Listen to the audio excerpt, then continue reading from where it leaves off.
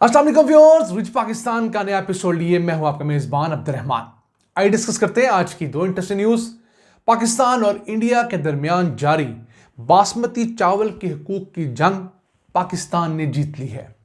New Zealand और Australia ने बासमती चावल को पाकिस्तान की खास प्रोडक्ट डिक्लेयर कर दिया है।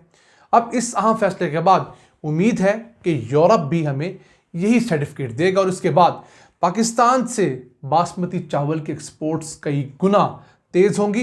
इंडिया अपने यहां से बासमती चावल एक्सपोर्ट नहीं कर पाएगा, क्योंकि इंटरनेशनल कानून है कि कोई चीज़ अगर जियोग्राफिकल इंडिकेशन के तहत किसी एक ख़ास इलाके की है या ख़ास खित्ते से ख़ास लोगों की बनाई हुई है और वो उन्हीं के नाम पर रजिस्टर है, तो उसे कोई और नहीं बेच सकता। ये बड़ी डेवलपमेंट है जो पाकिस्तान की चावल के एक्सपोर्ट्स को 5 अरब डॉलर से 10 अरब डॉलर तक ले जा सकती है। इसके अलावा आज की दूसरी खबर, सिंध एग्रीकल्चर यूनिवर्सिटी ने पाकिस्तान से आमों के एक्सपोर्ट बढ़ाने के लिए 100 मिलियन रुपए की फंडिंग हासिल की है। इसके ज़रिए ना सिर्फ मैंगो के डिजीज़ के ऊपर, उसके डायग्नोस्टिक के ऊपर रिसर्च की जाएगी, बल्कि क्लीन मैंगो इंडस्ट्रीज बनाई जाएंगी, मैंगो की वैल्यू एडिशन की जाएगी ताकि यहाँ पैदा होने वाला आम कम से कम ज़ाया हो और ज़्यादा से ज़्यादा वैल्यू ऐड करके दुनिया में एक्सपोर्ट किया जाए, पैसे बनाए जाएं। इसे प्रोग्राम के दूसरे से डिस्कस करेंगे, लेकिन पहले चलते हैं आज की सबसे अहम खबर की तरफ। पाकिस्तान और इंडिया कई दिहाइयों से बासमती चावल की मलकियत के ऊपर आलमी सतह पर एक जंग लड़ रहे थे। इसके अंदर पाकिस्तान का क्लेम यह था कि बासमती चावल पहली मर्तबा पाकिस्तान में उगाया गया। इंडिया का क्लेम था नहीं, वहाँ उगाया गया। बिलाखिर एक बहुत बड़ी लीगल बैटल के बाद पाकिस्तानी माहिरीन, इसके अलावा तारीखदान, ट्रेड एक्सपर्ट्स ने न्यूजीलैंड और ऑस्ट्रेलिया की हुकूमत को कन्विंस कर लिया है कि ये बासमती चावल पहली मर्तबा दुनिया के अंदर हाफजाबाद ज़िले के अंदर पंजाब के अंदर पैदा किया गया था। यहाँ की वैरायटी है। अब इस सर्टिफिकेट के बाद उम्मीद है कि यूरोपीय यूनियन भी पाकिस्तान के हक में फैसला देगी, अमेरिका भी देगा और फिर पूरी दुनिया के अंदर बासमती चावल बेचने का इख्तियार सिर्फ पाकिस्तान का होगा।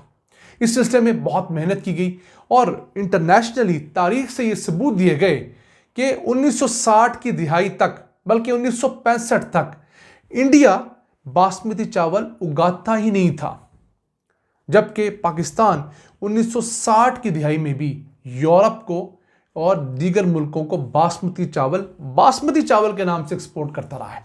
जब फूड एंड एग्रीकल्चर ऑर्गेनाइजेशन को ये डॉक्यूमेंट्स दिए गए और उनसे हासिल किए डॉक्यूमेंट न्यूजीलैंड और ऑस्ट्रेलिया के हुकूमतों को दिए गए, तो उन्होंने इस बात को कन्विंस किया है। अब पिछले मालिकी साल में पाकिस्तान से 4 बिलियन डॉलर्स के चावल एक्सपोर्ट हुए थे। करंट फाइनेंशियल ईयर में उम्मीद है हम 4.5 बिलियन डॉलर से ज़्यादा एक्सपोर्ट कर पाएंगे। अब 27 बिलियन डॉलर्स की सालाना मार्केट है चावलों की एक्सपोर्ट की, उसमें भी हमारा हिस्सा 6.25% रहा है। तो जितने हमारे पास टेरिटरी है, हम इसे बासानी 6, 7, 8 अरब डॉलर तक ले जा सकते हैं, बशर्ते हम फी एकड़ पैदावार में इजाफा करें। और फी एकड़ पैदावार में इजाफे से ही हम प्रोडक्शन बढ़ाएं, ना कि एरिया बढ़ाएं। क्यों? एरिया हमारे पास ऑलरेडी कम है और चावल जो है वो ज़्यादा पानी मांगता है। तो उसके लिए हम जब ज़्यादा ट्यूबवेल चलाएंगे या किसी और से पानी लाएंगे तो पानी भी ज़ाया होगा और हमारे रिसोर्सेज भी ज़ाया होंगे। अब इस फैसले के बाद एक और काम भी होगा कि जो दुबई के इंपोर्टर्स पाकिस्तान से बासमती चावल धड़ाधड़ मंगवाते हैं और फिर दुबई के फ्री जोन्स में और बाकी जगह पर गोदामों के अंदर हमारे बासमती चावल को इंडिया के बासमती चावल के टैग के साथ इंडियन बासमती चावल के बैग्स में भर के दुनिया भर के एक्सपोर्ट करते हैं, उस चीज़ का भी कला कमा हो सकेगा और पाकिस्तान के बासमती चावल को प्रीमियम प्राइस ऑफर होगी। यानी जो रेट हम लेना चाहेंगे वही हमें मिलेगा।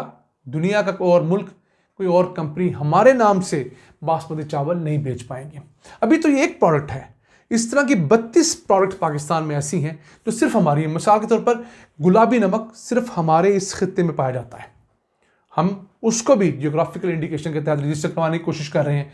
फिर हमारी अजरक है और बहुत सारी चीज़ें हैं। हमारा मसला ये है कि इन जैसे कामों पर हमारी हुकूमतें फोकस नहीं करती और मुखालिफिन को एक दफ़ा रगड़ा लगाना ही अपना सारा काम समझती हैं। अब जैसे जैसे पाकिस्तान की चावल की एक्सपोर्ट बढ़ रही है, इंडिया की निस्बतन कम हुई है, तो इंडिया ने पाकिस्तानी चावल के खिलाफ प्रोपेगेंडा भी शुरू कर रखा है। तो इस आम फैसले के बाद उस प्रोपेगेंडे को भी तोड़ने में अहम मदद मिलेगी, क्योंकि क्वालिटी, खुशबू, लेंथ और फिर कीमत के हिसाब से बासमती चावल का कोई और जोड़ है ही नहीं। आइए चलते हैं आज की दूसरी अहम खबर की तरफ। सिंध एग्रीकल्चर यूनिवर्सिटी ने मुल्क से आम की एक्सपोर्ट बढ़ाने के लिए 100 मिलियन रुपए की फंडिंग हासिल की है, जो कि एक्सपोर्ट डेवलपमेंट फंड से हुई है। अब इस फंडिंग के जरिए पाकिस्तान में आमों पर आने वाली मुख्तलिफ बीमारियों की तहकीक की जाएगी, फिर एक रिसर्च सेंटर बनाया जाएगा, ये बीमारियां कैसे ख़त्म करनी है। उसके साथ साथ ऐसी मैंगो नर्सरीज बनाई जाएंगी जहां पर बीमारियों से पाक पौधे बनाए जाएं। उसके बाद मैंगोज को ड्राई करके दुनिया भर में एक्सपोर्ट करने के लिए भी एक ड्राइंग यूनिट लगेगा। इसके अलावा फ्यूचर में कई वैल्यू एडिशन होगी, मसलन मैंगो की प्यूरी बनाई जा सकती है, मैंगो का पल्प है और मैंगो की मुख्तलिफ ऐसी वैरायटीज़ जो वैल्यू एडिशन के बाद पूरा साल रह सकें। अब वैसे तो मैंगो पाकिस्तान के अंदर मई से अक्टूबर तक रहता है, तकरीबन 6 महीने हमारे यहाँ मैंगो अवेलेबल होता है। तो इस मैंगो को बाकी 6 महीने अवेलेबल रखने के लिए ज़रूरी है कि इसकी वैल्यू एडिशन की जाए, और उस वैल्यू एडिशन से एक आपको पैसा ज़्यादा मिलेगा, दूसरा अवेलेबिलिटी ज़्यादा होगी। फिर दुनिया के हर मुल्क में आप शेल्फ लाइफ के ख़राब होने के डर से मैंगो बेचने की बजाय धड़ाधड़ मैंगो की प्रोडक्ट्स एक्सपोर्ट करेंगे। मसलन किसी को अगर मैंगो सिरप चाहिए आइसक्रीम के ऊपर लगाने के लिए, अपने केक्स के ऊपर लगाने के लिए, अपनी कन्फेक्शनरी बेकरी में डालने के लिए, तो हम क्यों नहीं उसको मुहैया करते? हम क्यों सिर्फ ताज़ा मैंगो बेच कर ये एहसान जताते हैं, और वो भी हम सिर्फ 130-40 मिलियन डॉलर सालाना का मैंगो एक्सपोर्ट करते हैं, हालांकि हम दुनिया में मैंगो पैदा करने वाला 5वां बड़ा मुल्क है।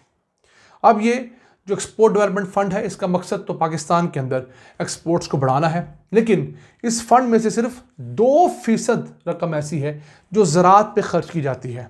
हालांकि हमारी अगर एक्सपोर्ट्स पर नज़र डालें तो 70 से 75% एक्सपोर्ट्स हमारी ज़रई अजनास के ऊपर डिपेंड कर रही होती हैं। तो 60% हमारी एक्सपोर्ट्स तो टेक्सटाइल की हैं जो कॉटन पर डिपेंड करती हैं। फिर राइस की एक्सपोर्ट भी एग्रीकल्चर के मैदान में, फ्रूट्स की, वेजिटेबल्स की, मीट की, फिशरीज़ की, ये तमाम चीज़ें डाल ली जाएँ को 70-75% पाकिस्तान की टोटल एक्सपोर्ट्स ज़रई सेक्टर की वजह से हैं।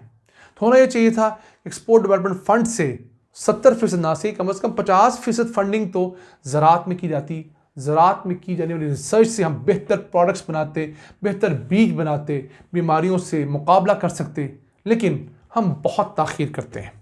हमारा हमसाया चाइना दुनिया से हर साल $7 बिलियन की मिर्चें ख़रीदता है, और हम सिंध के अंदर दुनिया की बेहतरीन मिर्च प्रोड्यूस करते हैं, लेकिन उस मिर्च को प्रोड्यूस करने के बाद उसकी हम हिफाजत नहीं कर पाते, उसके ऊपर फफूंदी आ जाती है, और उस फफूंदी की वजह से उसमें एफ्लाटॉक्सिन की रेशो बढ़ जाती है, जिसकी वजह से चाइना हमारी ये जो मिर्च है वो नहीं लेता। हम उस फफूंदी को, उस बीमारी को कंट्रोल कर लें तो धड़ाधड़ हमारी मिर्च चाइना जा सकती है, और हम तो चाइना की डिमांड भी पूरी नहीं कर सकते। $7 बिलियन की इतनी डिमांड पूरा मुल्क भी लग जाए तो हम पूरी नहीं कर सकते। तो हमारे पास पोटेंशियल बहुत है, नीयत होनी चाहिए, अल्लाह ताला इस पर बरकत डालेगा। अपने मेज़बान अब्दुर्रहमान को इजाज़त दीजिए। अल्लाह निगहबान।